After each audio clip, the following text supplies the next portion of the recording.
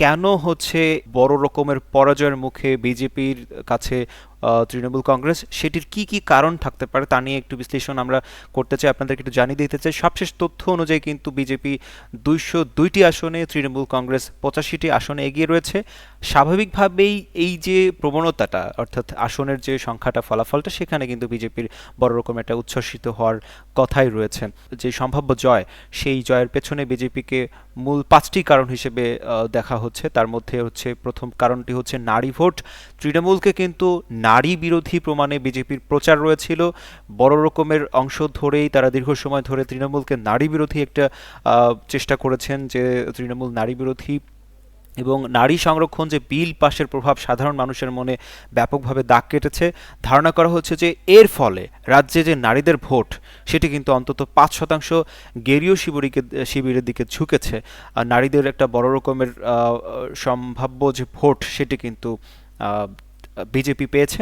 BJP এই জায়গাটাতে একটা ভালো রকমের সুবিধা নিতে পেরেছে নারী ভোটারদের কাছ থেকে। তৃণমূলকে কিন্তু এই নারী ভোটারদের কাছে একটা বলা যেতে পারে যে পরাজয়ের সম্মুখীন হতে হলো এই 5% নারী ভোটারদেরকে হারিয়ে।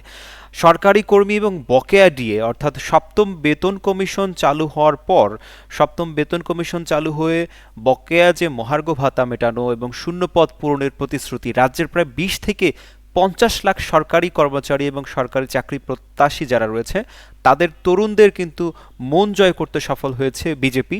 বিজেপি সপ্তম বেতন কমিশন চালু করার পর থেকে যে বকেয়া মহার্ঘ ভাতা ছিল, সেটি মেটানো এবং শূন্যপদ পূরণের যে প্রতিশ্রুতি ছিল, রাজ্যের প্রায় 20 থেকে 50 লাখ, একটা বিশাল একটা সংখ্যা কিন্তু, 20 থেকে 50 লাখ সরকারি কর্মচারী, সরকারি চাকরি যে প্রত্যাশী রয়েছে, তাদের কিন্তু মন জয় করতে সক্ষম হয়েছে বিজেপি। এইখানে কিন্তু তরুণদের একটা বড় ভোট পেয়েছে শুভেন্দু অধিকারী, তার যে দল বিজেপি, তারা কিন্তু এখান থেকে বিরাট একটা ভোট পেয়েছে।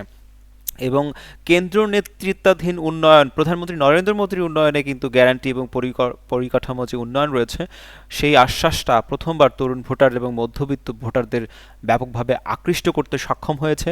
এখানেও তরুণদের একটা আধিপত্য বা তরুণদের প্রতি তাদের যে ট্যাকটিক, যেটাকে বলা হয় পরিকল্পনা, ট্যাকটিক্স, সেইটা কিন্তু কাজে লেগেছে।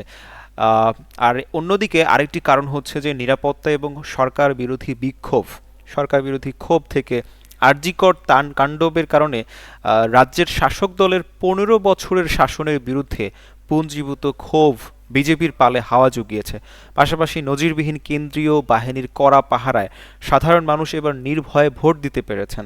এখানে একটা যে নিরাপত্তার ব্যাপারটি উঠে এসেছে, সেটা হচ্ছে যে সাধারণ মানুষ সাধারণত ভোট কেন্দ্রে এবার নির্ভয়ে ভোট দিতে পেরেছেন, এমনটা কিন্তু বলা হচ্ছে বিশ্লেষকদের পক্ষ থেকে। তারা বলছেন যে দেখছেন যে 15 বছরের যে শাসন, সেই শাসনে রাজ্যের শাসক দলের বিরুদ্ধে একটা পুঞ্জীভূত ক্ষোভ ছিল, সেই ক্ষোভটাকে কাজে লাগাতে পেরেছে বিজেপি। তারা কিন্তু নিরাপত্তা দিতে সক্ষম হয়েছে এবং মানুষের মনে এক ধরনের হয়তো তারা সম্ভাবনা দেখিয়েছে যে তারা নিরাপত্তা দিতে সক্ষম হবেন, এবং কড়া পাহারা সাধারণ মানুষ কিন্তু এবার নির্ভয়ে ভোট দিতে পেরেছে। এটার পেছনে হয়তো কেন্দ্র সরকারের একটা বড় রকমের সাফল্যতা দেখা যেতে পারে।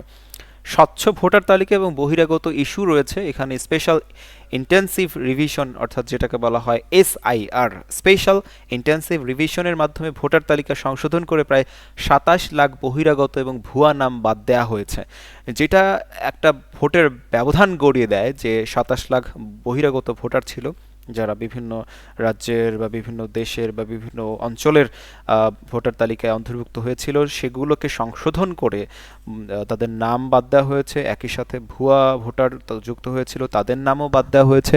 সেই তালিকাটিকে সংশোধন করার পর থেকে বিজেপির প্রতি মানুষের যে একটা আশা প্রত্যাশা, সেটা অনেকটা পূরণ করতে পেরেছে বিজেপি, এমনটাই মনে করেন বিশ্লেষকরা। ইন্ডিয়ান এক্সপ্রেসের সূত্র ধরে কিন্তু এই খবরগুলো বা এই বিশ্লেষণগুলো উঠে এসেছে। তারা মনে করে যে বিজেপি প্রকৃতপক্ষে ভোটারদেরকে নিজের ভোট প্রদানের যে সুবিধাটা, ভোট প্রদানের যে অধিকারটি, সেটিকে কিন্তু তারা বুঝিয়ে দিতে সক্ষম হয়েছে, এবং তার জন্যই বিজেপির প্রতি মানুষের একটি ইতিবাচক সাড়া ফেলেছে বলে মনে করা হচ্ছে।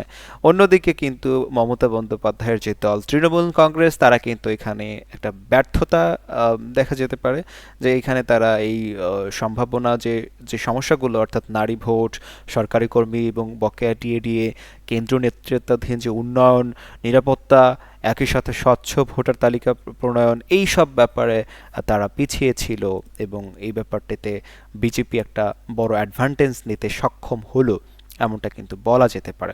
এখন প্রশ্ন হচ্ছে যে পশ্চিমবঙ্গে যেহেতু জয়ের পথে বিজেপি, এই বিজেপির যদি জয় পেয়ে যায়, ফাইনালি যদি তাদের আসন সংখ্যা ঘোষণা করা হয় নির্বাচন কমিশনের পক্ষ থেকে এবং অফিসিয়ালিভাবে যদি এই নির্বাচনের ফলাফলটা এসে যায়, ঘোষণা করা হয়, তারপর আসলে মুখ্যমন্ত্রী কে হবেন, এমনটা যদি আমরা মনে করি, তাহলে স্বভাবতই প্রশ্নের উত্তর আসবে যে এবার বিজেপি থেকে যদি এই অঞ্চল অর্থাৎ পশ্চিমবঙ্গে বিজেপি নির্বাচিত হয়ে যায়, তাহলে মুখ্যমন্ত্রী হতে পারেন শুভেন্দু অধিকারী। শুভেন্দু অধিকারীর কিন্তু এই অঞ্চলটিতে বড় রকমের প্রভাব রয়েছে। বিধানসভা এই সরকার গঠনের জন্য যেহেতু তারা যে আসন প্রাপ্তি 194টি আসন তারা পেয়ে গিয়েছে, যেখানে তাদের 148টি আসন পেলেই সরকার গঠন করার কথা, সেখানে তারা 194টি আসন পেয়েছে।